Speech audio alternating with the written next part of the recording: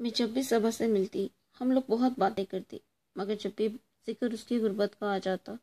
میں ہر بار اس سے کہتی اللہ پاک سے مدد مانگو،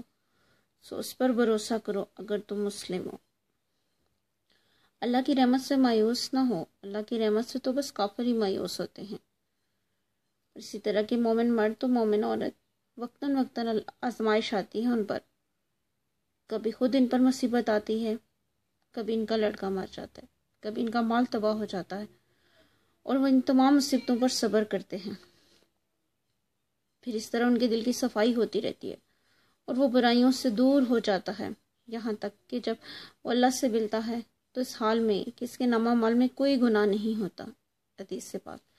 اسی طرح وہ خوش تو ہو جاتی مگر اندر سے شاید وہ اس معاشرے میں رہنے والے انسانوں کی باتیں سن سن کر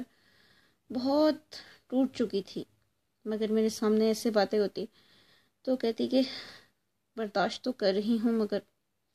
شاید کبھی مجھ سے ایسی باتیں ہوتی تو میرے تو بس میں ہی نہ ہوتا کہ میں برداشت کر سکتی۔ مقصد صبا کی امی جو کہ غربت کی وجہ سے یا کسی بھی وجہ سے خوشبو کی امی سے تھوڑا بہت قرض لے لیں یا پھر خوشبو کی فیس لیٹ ہو جائے تو خوشبو کی امی کلاس کے دوران آ کر خوشبو سے صبا سے کہتی کہ صبا بیٹا تمہاری ماں نے جو قرض لیا تھا ابھی تک واپس نہیں لوٹایا، اس کی کیا وجہ ہے؟ کب دینا ہے؟ کس وقت دینا ہے؟ تم لوگوں کا تو روز کا معمول بن گیا ہے۔ ایسی باتیں کرتی کہ دل جاتا کہ اٹھ کر ان سے کہوں کہ کم از کم کلاس کے بعد ہی بات کرتے، یا اگر آپ کسی کو قرض دیتے ہیں تو اس کو تھوڑی سی مہلت ہی دے دیں، لیکن اندر کی بات اندر ہی رہ جاتی۔ شاید میں بات کرتی تو ان کو برا لگتا۔ ایک دفعہ میں نے سوچا کہ کلاس ختم ہونے کے بعد میں ان سے بات کرتی ہوں۔ ہماری کلاس ختم ہونے کے بعد جب میں ان کے گھر کی طرف گئی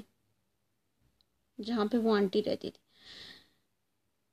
مطلب ایسی جگہ جہاں کی ایک طرف ہم پڑھائی کرتے تھے تو دوسری طرف وہ آنٹی خود رہتی تھی، خوشبو کی امی۔ تو اندر جانے سے پہلے میرے دماغ میں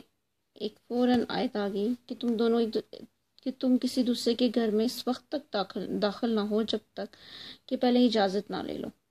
اور اہل خانہ کو سلام کرو،